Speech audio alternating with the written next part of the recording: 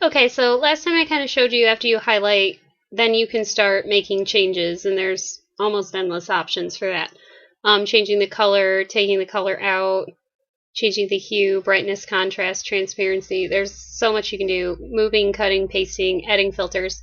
I'll show you a few more things in a minute. Now, if you go to select at the top, remember you can deselect, you can reselect, you can select the inverse, and you have a lot of undos. There's an undo window to your right where you can see all your moves. We'll see that in a second.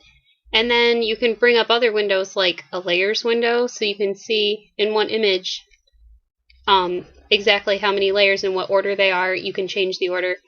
And then there's an effects window too. And then a tool I like using is the ruler, and I'll show you how to pull that up. Now we can look over here at undo history, and we can see all of our moves. We can go back to the beginning where I opened it. I can pick any one point in here. I can go all the way to the end, and we can see our changes that way. If you lose your undo history because you like close the window or whatever, just hit it right here and it comes back.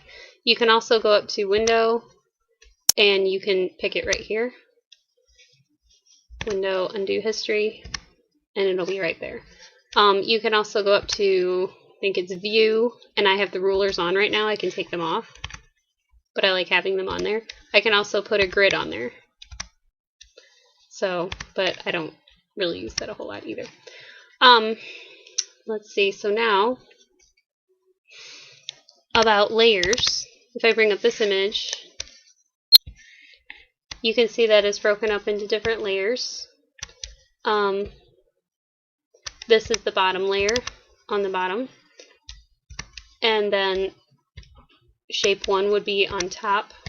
This white is on top of the blue. The building is next, and it goes all the way up. So what's here is the very top layer.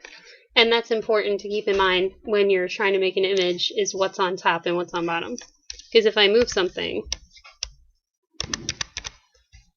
like this, and I move this around, it goes behind that layer, but in front of this layer of the building.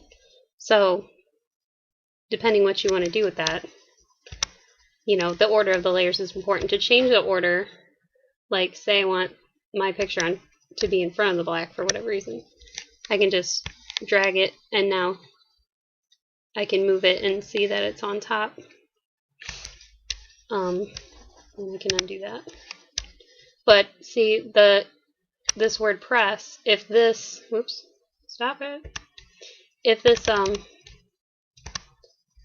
this black here was behind the word press, or I mean in front of it, like if I move this up here, then you see, I don't see my words because it's not on top of it anymore.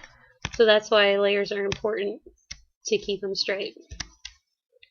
So then if I move that back, you'll watch it'll pop up in front of the black now because it's on top.